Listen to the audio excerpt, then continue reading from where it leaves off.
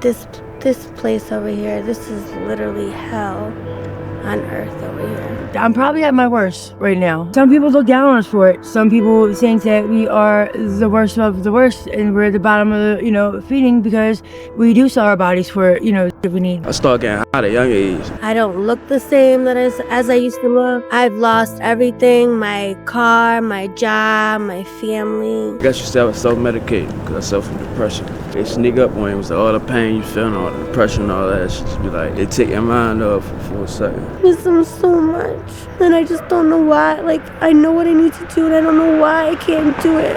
Out here, it's like we don't feel normal. We feel like, we're looked at as, not human. We looked as we're like objects, like, we're material things. We don't look at us like, we're human beings as the rest of the world. Being in this area, it's really hard not to be influenced by all the other people around here.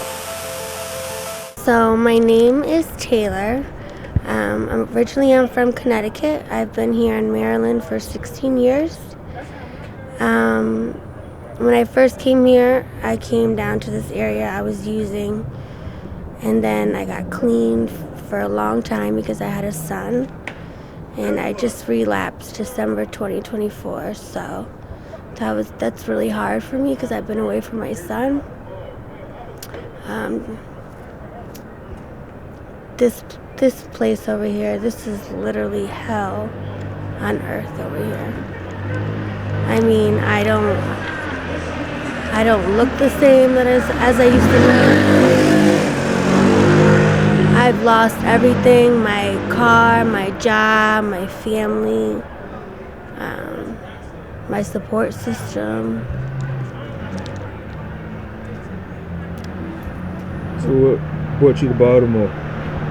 So I had met this older girl. I was 17 and she was like 32. She was working online, like escorting. And of course I lied about my age. She's like, oh, we can make some money. And she was from Columbia, Maryland.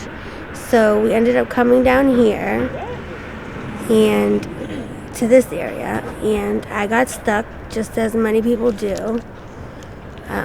Unfortunately, she went back to Connecticut and cleaned herself up, and here I am still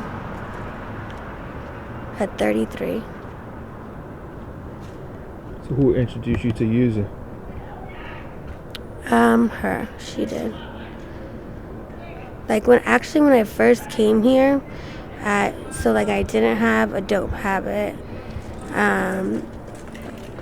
I was like taking Xanax and smoking, but I wasn't doing any hard drugs until I was here for about a month. And being in this area, it's really hard not to be influenced by all the other people around here. So what sparked that curiosity? I was just young, and at first it was fun. But once I had my son, it was just like, I got clean, and I stayed clean for a very long time. My son's 10 now, and I missed his first day of 5th grade, which I've never done. I'm not a dumb person, I'm very intelligent. I don't know. I know exactly what I need to do to go home, and it's just you get stuck in this area. And people think we don't care about our kids. I love my son so much. I don't know why, I just can't get it together.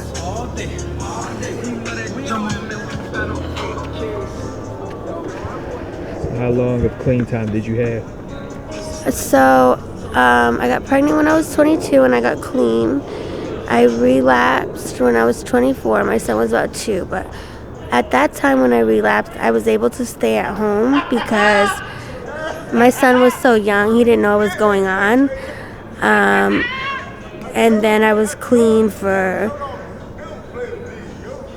from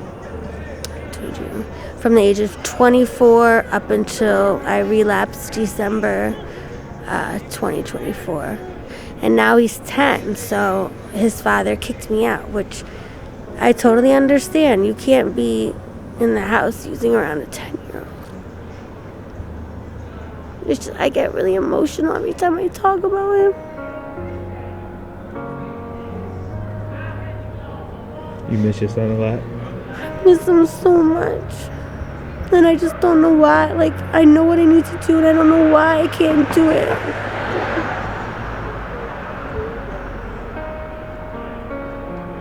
What's stopping you from getting clean?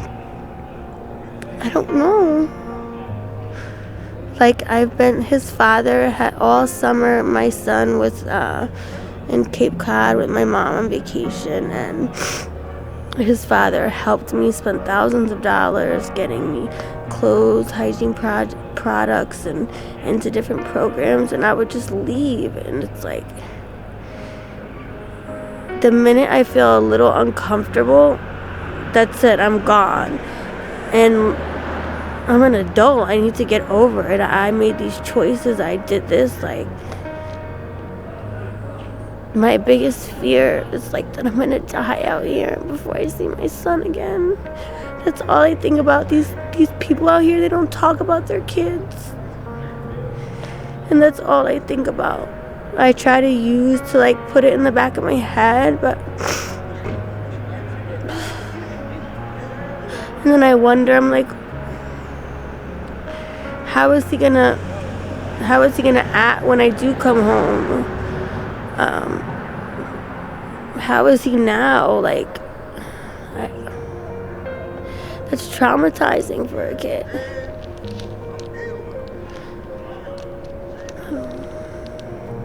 Are you dealing with any trauma? I wouldn't say trauma. I just am very depressed. I have a lot of anxiety. And if people always say you have to get clean for yourself, if I'm doing it for myself, I'll never get clean. The only person I would do it for is my son. What does a clean life look like for you? So recently when I was clean, I was a department manager at McDonald's. I just, October 2024, I had just bought a new 2024 Hyundai Elantra. I was saving money. I was volunteering at my son's school. I was in, the typical mom. And I love being a mom. Just making lunches. Like, I don't know if you know what Kuman is. Like extracurricular math and reading. I would take my son to that, and things just fell apart so quick. I always say, like, when I f things up, I f them all the way up. And like now, I feel like I'm starting to give up. Why are you giving up? My family is done with me. My son's father says he will help me once I start to help myself, but it's so hard to just do it by yourself. I just feel like I'm gonna die out here before I see my son again. That's really how I feel. If your son was watching and you could give him a message, what would it be? I miss him so much, and I love him. I'm so proud of him. He's such a good kid.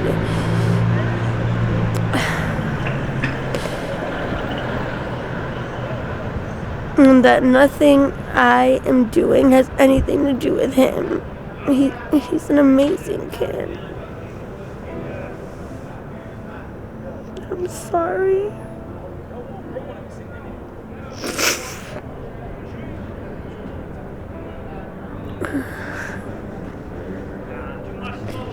What caused you to relapse? I heard you were doing so good.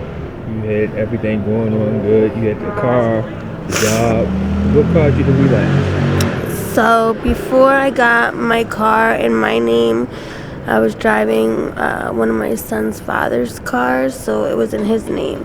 So it was kind of like whenever he got upset with me, it was like, give me the keys, and I couldn't go out after work. So once I had my own car, I started seeing someone that lived in this area, and this area was a big trigger for me.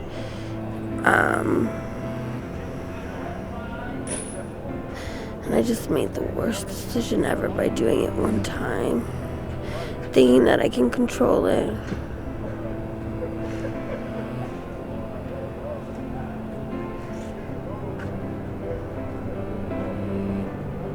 Was that the worst decision you made in your life? Yeah.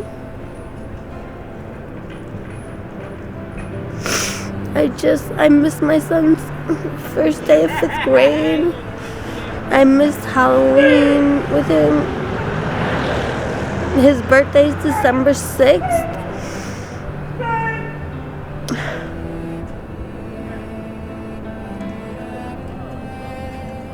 I just feel like the worst mother in the world. Like, who does, like, I'm fucking sitting in alleys, getting high. I'm a fucking mother. What, like, who does that?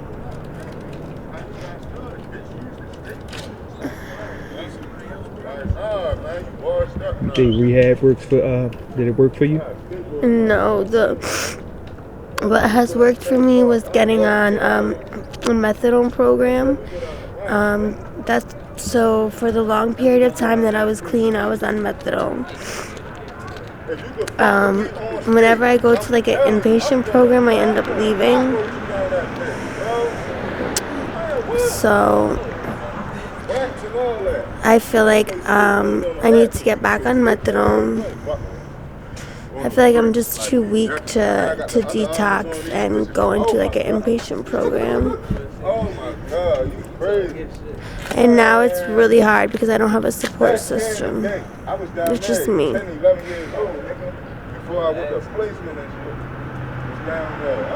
advice could you get a younger generation that might want to step out here and use? I see these young girls out here, and for them it's fun right now. And I try to tell them, it's fun now because you're 17, you're 18, you're beautiful, you're having fun. Wait till you're 33 like me and you've lost everything and you haven't seen your kids. And of course they don't want to hear it. At that age I didn't want to hear it, but it's not worth it. It's really not worth it. There's so much more to life than prostituting and copping and going in alleys and getting high. I mean, go out to eat, shopping, travel. But right now, the younger girls, they're having fun doing this. So they think, oh, I'm having fun. It's always gonna be fun, but it's not. It's really not. Bad things happen out here. Really bad things. Get that bitch on camera, man. It's real life shit. We love y'all down here. Get the decent. I love the shit out you, Tam. Real shit. We know who you is for real. Oh, no. Hey, they gotta understand. This shit for real. One last message for the world that's watching, what would it be?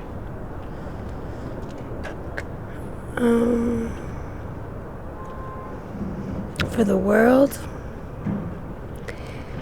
addicts are humans too. People really hate us, look down on us.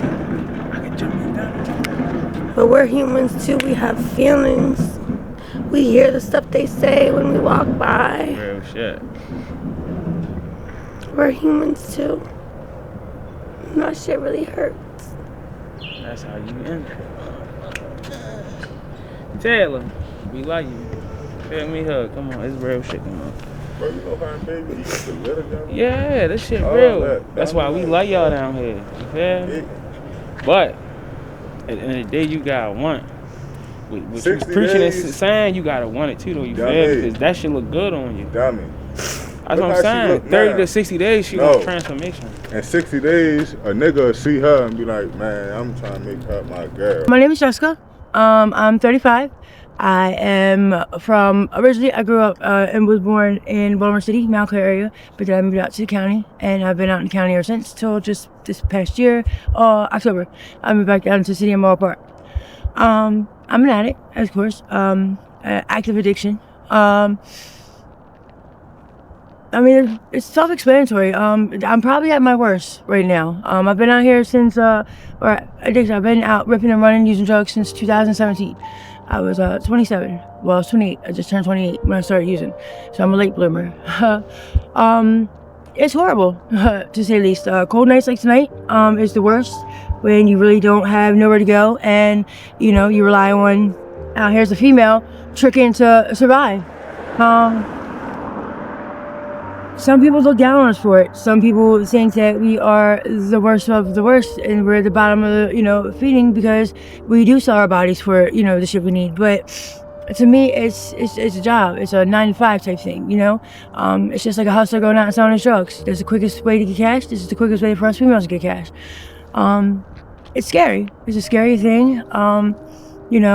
You never know what getting in that car is going to bring you. You never know what getting out of that car is going to bring you. Even posting online. Like, people say, oh, posting online is 10 times better. No, it's just as worse. It's just as scary, and it's just as fucking, unsafe. As you can see, I mean, I don't know if you can see, but I'm the only one out here right now. I'm up here at U-Haul, and I'm the only female out this bitch. I can get taken, I can get, killed, and nobody would know. And that's just something you do as an addict. You don't care. You want to do what you got to do to get them drugs, and you're going to keep doing it until you're satisfied. My choice of drug is cocaine, crack. I've been clean off of heroin, or boy, as people call it, since 2021. Back then I was on a 14 pill a day habit. So fentanyl started getting into it, and I died 3 times. So, I had to get off of it. I'm allergic to something in the Narcan. So right now the only thing I do is ready, girl. I have a bad addiction of it. I lost my kids over it. I lost my house over it. I've even lost my family over it. I barely speak to my family, and when I do call, they know I'm only calling for something that I need, or I want something, and 9 times out of 10, they don't answer the telephone for me. I've been to rehab 1 time. Good experience. I wasn't ready for it, so of course I didn't keep up with it. I went for all the wrong reasons, but once I was there, I enjoyed it. Like, I felt normal. I felt like a normal person. Out here, it's like we don't feel normal. We feel like, we're looked at as, not human. We looked as we're like objects. Like, we're material things. We don't look at it as like, we're human beings as the rest of the world. The main thing that we are in love with, and the main thing we love, is the drug of our choice. We don't care what anyone else has to say or do. We're going to do anything to obtain that drug, because that is what our love is. Our love is that drug. I have a 15-year-old. Well, he'll be 15 in December. I have not seen him since 2019. His father left and moved into Florida. And I recently just had a little girl. She's 2. She just turned 2 in August. And I lost her too, to CPS. My cousin actually has custody of her. There's been many times where I can go see her on weekends, and I chose to come up here and trick to get my drug, then go see my daughter. And that's, truth be told, is what it is. My daughter's a trick baby. So I got pregnant by one of my dealers, and she's the result of that. I would never tell her that, ever. So eventually, I'm gonna have to get my shit together if I'm gonna let this little girl see and be a part of who her mommy is. Right now I'm not mommy, and it sucks, because right now she calls me Jessica. She doesn't even call me mommy. She calls my cousin mommy. So that hurts. That hurts a lot. I've also been in many abusive relationships. So I was in one before I even moved out to Morrow Park, and I got into one while I was in Morrow Park, and both of them are currently locked up. Right after all that happened, the first thing I turned to was coming out and getting a date and go get my drug. I smoke it like a normal person smokes weed. I smoke it when I'm happy. I smoke it when I'm sad. I smoke it when I'm celebrating. I smoke it when I have nothing to do because I'm bored. I smoke it whenever, all hours of the day, for real. It's ridiculous the amount of money that I've spent on crack. Probably just this past week, I probably could have been in a motel room for a month on some bullshit. sometimes, you know, it's like last night I was in a motel room, and just the appreciation of being in a warm bed, or, you know, just eating normal regular food, or just using the actual toilet of a bathroom, you know, is little things that I took for granted until I came out here on the streets. Mind you, from 2017 to about 2022, I wasn't on the streets. I actually had, you know, I lived with family. I lived with my grandmother. I wasn't homeless. I've actually been homeless since 2022, and it's the worst ever. I really didn't think I would be able to handle it. I didn't think I'd be able to do it. I didn't think I'd be, you know, strong enough for this, and I proved myself wrong. And I keep telling myself the amount of effort I put into obtaining these drugs every day, if I put that same motivation and that same strength and stride into being better and getting my life together, I'd be great. I'd be Gucci. Like, I wouldn't be here. Like, crack is the worst drug out there, I believe, in my opinion. It's not a physical thing, that you don't physically need it today to start your day, or you physically don't need it because you're going to be sick, but mentally you need it. It's a mental drug. It plays mind games with you. It's one of the hardest drugs I've ever tried to get off of. Not because I'm sick of it, or because I get sick from it, or because I have to withdraw all of it, but because I feel like it makes everything better when everything's completely worse. Before I started smoking, I had a full-time job. I had money in the bank. I had, you know, a second full-time job. My son didn't want anything. He got everything he wanted, but not because he wanted it or because he was spoiled, but because he had, you know, rules and shit that he had to, you know, follow by. He had chores. He had allowances. Like, my son was taught the value of $1. But I had a happy life. I had a happy life, and within a matter of 2 to 3 months, that was taken out from underneath me, just gone. Everything. I lost my job. I lost my son. I lost my house. I lost everything. I had no money saved up. Nothing. I completely broke. Like, out in the street, thrown with whatever I had on. I am grateful at this point in time. I'm not as bad off as some of the rest of the girls out here. I do still have a little bit of, you know, good mind of me, and, you know, I do still try to eat. I don't look as bad as some of these girls out here. I don't spend everything, but I used to. I actually got locked up in 2018 and sat my ass down for 9 months to realize that the drug was taking control of me, that I didn't have control over this addiction no more, that the addiction had control over me, that my addiction told me what to do. You know, I wasn't telling the addiction what to do. People look at me crazy, but my song I dedicate to this drug, or my addiction to this drug, is Weak. Like, you know, I Guess the Weekend Needs, that song, that is, like, sums it up perfectly of my relationship with this drug. I hope one day eventually I will get off of it. I hope one day eventually my life will go back to normal. I know it's going to take months, years, maybe, you know, a lot of days to get a grip of it and, you know, shake this shit out of me, but until then, it's got a hold of me, and it doesn't matter what anybody says or what anybody does to try to help me. I'm not going to be ready to let go until I'm ready to let go. You know, they can help me as much as they want, but I won't appreciate it or need it until I can help myself. You know, if I don't help myself, you know, what is the point of other people helping me? I know the worst part is I sat down and told my son when I was getting locked up, I had to go to court, and I knew I was going to go to jail for it. And I told my son, I was like, Carter, mommy's going to wait for a little bit. And he goes, okay, mommy, why? And I said, because mommy's sick. She's going to go, you know, see a doctor, and she's going to go wait for a little bit. He goes, I knew something was up, mommy, because you're not the same mommy as you were. And that hurt me, that crushed me. Like, my son at 5 years old could see a change and a difference of how much this drug had a hold of me, how much that I dedicated of my life and my spare time, my free time to this drug. Like, I wasn't his mommy no more. I was just somebody that was there, and eventually I wasn't there. Eventually I stopped being around. My grandmother and my aunt raised him, you know, for about a year before his father took him. Like, it's the worst. I mean, don't get me wrong, heroin is bad too, fentanyl is bad too. It can kill you, but as in like an all-day, everyday lifestyle, like, I think crack is probably the worst and hardest drug to get off of, in my opinion. Both my parents were addicts. My grandmother raised me.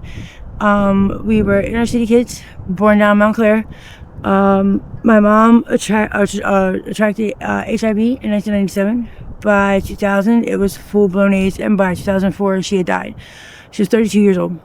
and her choice of drug was my dad, he is from Florida. He recently died in 2017. He had lung cancer and a tumor in the middle of his brain. The tumor ruptured. But I always knew I had an addictive personality. I always knew that, I didn't want to be like them. I swore I wasn't going to be like them. I was going to be better than them. And here I am doing the same thing she did years later. I'm 35. I'll be 36 in 17 days. It's sad to sit there. Oh, how old are you? 36. Well, you have 36 and you have nothing to show for it, Jessica. You have no family. You don't have your kids. You have nowhere to go, and you're sitting out here spending every dollar you have on a drug that is gone. The high is gone in 5 minutes, and you're depressed afterwards. So you have to go get more. You're chasing it. It's the worst. It's the worst. But that doesn't matter, because once I take that hit and I get that smoke in my lungs, and I feel the goosebumps around my skin, everything goes away. Everything goes away for 3 to 5 minutes, and then back to reality. I snap back in, and I'm ready to go get it again to lose that reality. It's hard. It's heartbreaking. It's very, very heartbreaking. I've been tricking since, about 6 months after I started smoking, when I lost everything. I've been tricking. I've lost very good relationships due to tricking. I would have, my boyfriend sit up here, or not here, but Salvation Army when it was there, and watch me jump in and out of these cars and protect me, and eventually it got to the point where he couldn't do it no more. He would ask me, well, how can I do this? If I say I love him every day, but then I lay my body down with another man, how is that love? And it's not. It's really not. I mean, it is, but it's not. Like, a lot of these girls, we don't get attached. Like, half the time, we don't even want to do the shit. We just want the money and get out the car, okay? You don't put attachment with these guys. These guys are just like objects, you know what I mean? There's no emotion, no intimacy, there's no feeling with this. And because you do it all day long, by the time you get home with your man, you don't even want him touching you, because you've been doing shit all fucking day long. And that takes a toll on the relationship. It got to the point where we wasn't even in a relationship, we were drug buddies. Like, the only time I seen him was when we got high. The only time we actually had a good conversation is when we were smoking crack. It was either smoking crack or arguing. And that's where, the abuse of myself started coming in, where I literally just attracted asshole men. The relationship before this one just ended, Jeffrey, he was very abusive. He was a crack dealer, and I got with him because I wanted, basically, I was like, oh cool, I can date the dealer and get free drugs. Well, that didn't happen. Every time I smoked or every time I said something about smoking, he beat the shit out of me. So that ended very quickly. I wasn't dealing with that. I mean, he's still locked up in prison for that. And I come to Mark Park and I get with this kid, and we got together, and it's to the point where it's like anything I did to fuck up his high, he'd bang me or he'd beat the shit out of me. And I dealt with that for 7 months since I've been out here. 7 months. And I'm not doing it no more. Like, I think instead of having a relationship with people, I want my relationship with my drug, and that's where I'm staying at. Until I can learn to love myself, and until I can learn that I don't need this drug, this is probably where I'll be. And I hate to say it, it's sad to say, but I'm okay with that. And that's horrible. Like, that's pathetic that you can say that, but I'm okay with it. I'm okay with being out here doing this to get that drug for the time being, for right now. I don't want to change yet. I'm not ready to change. And it's sad, but it's truthful. And the first step to change is being truthful and honest that you accept it. I don't want to accept it, but I do accept it, and there's nothing I can do about it until me and myself is ready to change. My life has been chaotic, very, basically. All I do is smoke once in a row. I wake up, I go cop, I come up here, I cop, I come up here, I cop, I come up here, I cop. Right now, I've been out for 3 days. I've literally been out for 3 days, just ripping and running and smoking crack. I haven't really done anything else. Last night I finally did eat. Last night I actually ate. I actually bought food. But there's some weeks where I'll go 6-7 days without eating or sleeping because all I'm doing is smoking. It's sad, it is, but it's my life. This is what it consists of. This is what I want to do. I don't know much more to say, but I hope that nobody does it. It's the if someone ever asked me to smoke crack and they'd never done it before, I definitely would not give it to them. I definitely would say no. I definitely would tell them, it will ruin your life. As fast as you get put into your mouth, it's just as fast as you lose everything you had before it. I feel like I got my cousin and my brother started. My cousin Tyler, he actually died down in Florida. He was speedballing. He was smoking crack and doing heroin, and he died by himself in an apartment. And we didn't find out till days later. And I feel like I'm the reason, because if he didn't smoke crack with me and I told him no instead of just giving him the stem, maybe he'd be alive. My brother also, thank God he's not dead, but he is a manager of a recovery house in Cambridge, and he has this like the 4th or 5th time he's been in rehab, and he's doing great this time. But him too, I feel like if I wouldn't have handed him that pipe when he asked for it, and I would have been stronger and told him no, then he wouldn't have had as many complications and that he has. He literally he almost lost his leg. He was left in the same position for over 8 hours because he OD'd, and like he could not move his legs. Like he had to learn how to walk all over again. His kidney got fucked up. He was doing dialysis. We literally thought he was going to die, and I felt like that was my fault. If I wouldn't introduce him to that drug, he wouldn't have did the one. He wouldn't have did the crack on top of it to come up, and he probably wouldn't have, OD'd at that point. So I do have a lot of self-hatred because of it, but I also have a lot of self-love because of it. Like, I've learned that no one's going to love me until I love myself, and I've learned that the only person out on these streets is me. The only person that got to me is me. I have my own back. I take care of my own self. I don't ask anybody for anything at all, ever. And I'm very solo. I'm very independent out here, which is not good because, you should always be in twos at least. But I don't rock with a lot of people. First off, I don't want to share my job. I'm stingy with them. And second off, it's you never know who you can trust. As addicts, we have ulterior motives. We're not going to do anything for you unless it benefits us. Going to the store for somebody, or just doing anything in general, we won't do it unless it benefits us to get that drug. The faster we get that drug, the faster we're happier, and the faster we're content. Being an addict is completely different. I actually have gone through my Facebook here recently. I did it last night, and I've actually seen I have pictures from before I started getting high, like way before I started getting high. So leading up to when I had actually just started getting high, leading up to, when I went to jail, and then leading up to when I came home, and so forth to right now. I took one picture last night, current day, and the twinkle, the little glare, like the shininess in my eye, the happiness, I guess you can definitely see it. It just starts to deteriorate away. Like, I take a picture, and a picture's worth 1,000 words, and there's no twinkle in my eyes. I might have a smile on my face, but I'm not happy. And you can definitely tell. Like, you can definitely tell, the progression of how bad it's gotten. I don't even have to be smiling, and you can tell that I'm happy just because of my eyes. And now it's like it's nothing. It's hollow. It's empty. They say the eyes are the keys to the soul, or entryways to the soul, but it's unhappiness. Like, my soul, I don't even think is there. I don't even think I have a soul because it's so empty in my eyes. You can just tell that I'm one unhappy person, and I smile and I giggle and I put on this little laugh or this little costume or this mask. Like, I'm happy every day, but I'm not happy until I pick up that stem and light it and hear that sizzle of it. That's when I get happy. And that's sad. It's sad. It's pathetic. It's pitiful, but it's truthful. And a lot of people can't be as raw as that. A lot of people can't admit the fact that they are in love with this. A lot of people can't admit that they would rather choose this drug over their kids. And I literally have just admitted it. I chose this drug over my kids. It's sad, but it has a hold on me. And that's my lifestyle right now.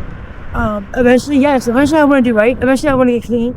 Eventually I want to, have a normal life, go out to the movies or dinner like normal people, or bowling, or, shit like that. Eventually I want to do stuff with my kids, but my 2-year-old's birthday party, I couldn't even go an hour in her birthday party without sneaking to the bathroom and going high.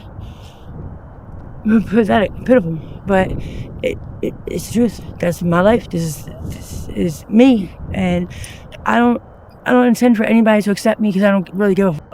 I accept myself as it is. Am I happy with myself? No. But do I accept myself? Yes. Do I want to be better? Yes. Can I be better? Absolutely. I can be 10 times better than what I am right now, but I'm content, and I adapt very easily to my surroundings and my environment. So right now, it's just do anything I can to get high, and that's my motive, my agenda, and my everyday life. Hopefully one day it'll change. So my name Reds from Park Heights. You feel me? I'm 31. Been out here for a minute. Been off and on type shit. It's like I started getting high at a young age. It's like I started popping pills like 15. You feel me? Started off smoking weed. I was like 12. It was like I ain't really start. Put it this way, you know, when I had friends that was doing hard drugs and I was just popping pills, they'd be like, "You don't f***ing do?" I'm like, "No." They be like, pop pills, don't you?" I'm like, "Yeah," you feel me? That's the same thing. I'm like, brush it up, like, no it ain't.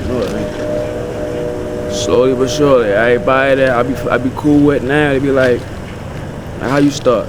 Popping pills. My mother be like, "You gonna end up like your father." No, I'm not. Now to this day, she be like, he probably the only one that know exactly what I'm going through, cause we both had the same monkey on our back. To this day, he be like, "I feel like you're gonna get it together," cause it took me 5 times going into treatment for me to get it together. So him, I mean, people don't see me at my worst, and I look a lot better now. But it's like, to be doing what I'm doing, you wouldn't know, cause I try to take good care of myself. You feel me? But to each his own. It was like a skateboard, a draw. I do a lot of shit. And this whole time I've been out here, that's one thing I try to stick to, at least skateboarding and drawing. If I ain't skateboarding, I ain't never stopped drawing. You feel me?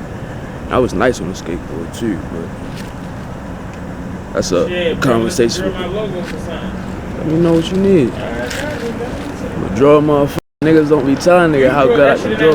Back there on the white thing, the little black little shit. It's No. all this shit. It's like a little face of it, like a black. Got a hat on and all that shit was hard. Where? And a spy. No, I ain't draw nothing in there yet. I think, yeah. Somebody nice there. I think I do know who drew that, but I'll show you some more shit. Yeah, hell yeah, bro. But I say when Andy died, I did his name down Carroll Park, and when Taco died, I did his name down Carroll Park. I said, ask him. Yeah, that was my mind. I saw it. Yeah. Man, I got the KA on my stomach. Them niggas is family, you feel me? That's, yeah. Man, if it's 2 things I'm good at, it's drawing and skateboarding, man. Been doing that graffiti since I was starting to see that shit, be like, yo, that shit hard, I want to do that shit one day. When I said it took hella practice, I could draw the shells from Dragon Ball Z, but I bust a table, that shit ugly. I want my shit like they shit. Had to do a lot of scribble scratching to make my shit start looking hard, you feel me? Now they be like, yo, you got the old school styles, cause I learned from the old niggas, you feel me? So what sparked that curiosity? Seeing that shit, looking out the car window, riding through the hood, you feel me? Cause I said from Park Heights, you feel me? So it's like all through the west side, you see different graffiti. You go through over east, you see different graffiti. And we skateboard, graffiti and skateboard go hand in hand. So when you at the skate park, you see graffiti everywhere. And the crew I'm with, most of the niggas I paint with was niggas I used to skate with. And I was good at skating to the point a lot of people I used to skateboard with, they pro now. My homeboy, he was on the cover of Thrasher. A couple niggas that went pro, they left, a couple niggas went to Cali, a couple went to DC, a couple to New York. I'm still here in Baltimore, but I mean, I like it here.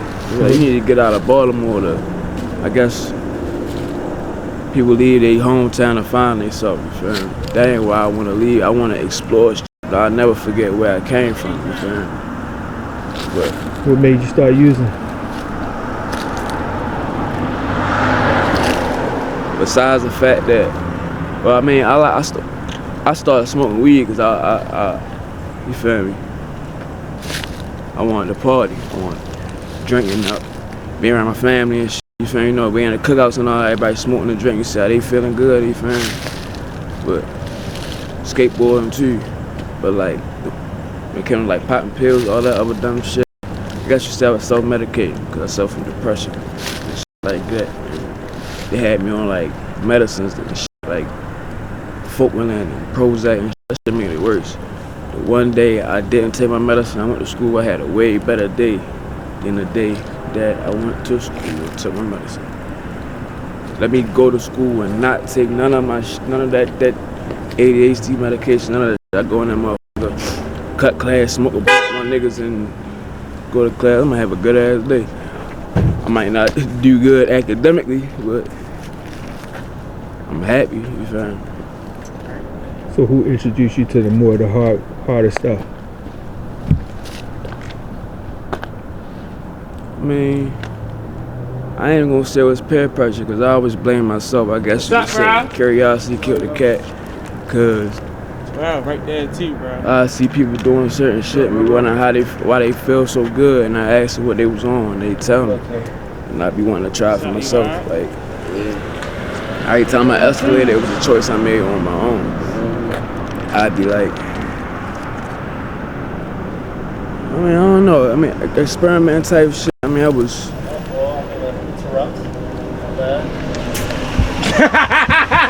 Hey, bro, what you on that for? Hey, yeah. What's up, bro? Good, how you doing? I ain't sure how you feeling. You alright? Yeah, they got you on the late night, huh? He knew what the fuck he was doing. He wanted to see if nigga was going break me. You feel me? Nah, I'm chilling. I ain't doing nothing I ain't supposed to. Describe the feeling the first time you used. Used what? Weed or hard drugs? The hardest stuff. The hardest shit. I mean, it was like they sneak up on you. It was like all the pain you feel and all the depression and all that shit. Just be like, it take your mind off for a second. It's hard to explain. That shit was so long. I was like 15. It was like I was popping. Like, to best describe the first time, it was like I took, for one, I found the motherfucker and I just popped it. You feel me? Forgot I took it. I'm stuck in this like nice little feeling. Ooh, feeling a little groovy. You feel me?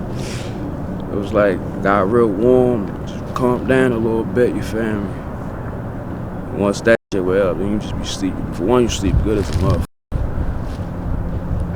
Got back pain. The back pain was gone. All the little pain and shit we having from like falling off my skateboard, doing little dumb shit, that wasn't there. It was just like, I guess you could say it don't get rid of your problems, but it take your mind out of it for a quick little second. But I don't know. So this, I can't really get too specific. Just to make a long story short, I felt better than what I did. You feel me? But I ain't know what being ill was, so I really start coming out here on my dumb shit. Cause like, I was popping pills every day. That when I got caught up at school, getting high, my mother found my whole little stash. You feel me? That was what it was. I ain't having them. Cause I found my grandmother old script after she died, so I had them. You feel me? It was like, that's how I was dealing with my stress. Cousin got killed. I think it was that Wednesday. And by Friday, my grandmother had died. And my aunt had died earlier that year. So I lost 3 of the closest people to me all in the same year. My freshman year in high school. I was probably my 10th grade year in high school. It was like my whole life. Get out of school, go to my grandma's house. Then, right when I started really understanding shit, people just started disappearing, you feel me? Favorite aunt, she died cirrhosis of the liver. My grandmother, she fought cancer, like 5 times, kept getting rid of it. Right when, I guess you would say when I started making less better decisions, when I start really f***ing up, I start thinking like, I'm gonna try to do a little bit better. She wasn't here to see me do better. She was here to see me start f***ing up, you feel me? But what does a clean life look like for you?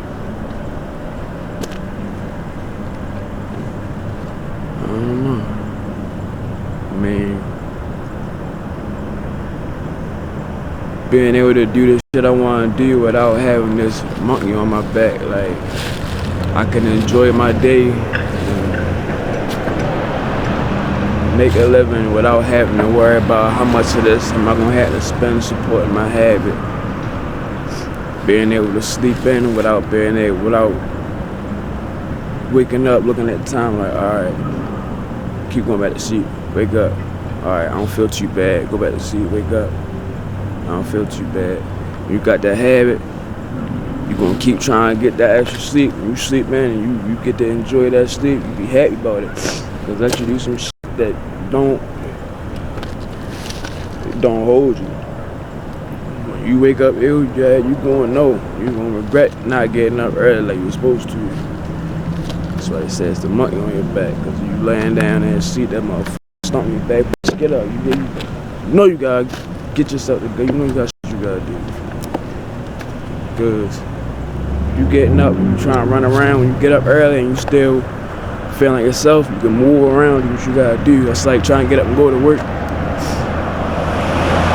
You got the energy to do that. Motherfuckers that know they got a habit and they wait till they in the worst stage of withdrawal, then they ready to go. Figure that shit off when your brain not working. You don't got the energy that you need.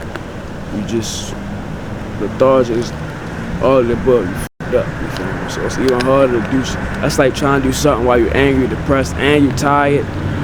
Then on top of that, you don't got your physical strength. It's like everything it's more shit you gotta go against. You try to get yourself over that hump. I guess not having to worry about that and being able to constantly accomplish, be a step closer to doing better without having the extra obstacle every day. Something to look forward to. Last question, what advice could you give the younger generation that might want to step out here and use? What nobody say, don't do that shit, I mean, everybody make their own decisions, and as a hard-headed little nigga, I tell you, I was one that always found shit out the hard way. And that shit, man, get me started, bro. I can't even say, let's stick him up and forward, cause everybody don't always got a good role model in their life. But if you got somebody that's on your ass because they care and they want you to do better, and you know that they saying shit because they care, hear them out. Be able to take constructive criticism, because people are only going, I don't know. I can't say people only going to tell you shit to build you up, but some people tell you shit to build you up and tear you down. But you do whatever you want, you put your mind to it, you feel me? I'm still a work in progress, so who am I to get some of my advice?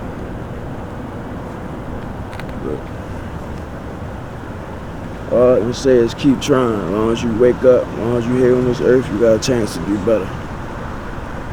And they know what's till it's over, you feel me? I appreciate you for listening to my bullshit.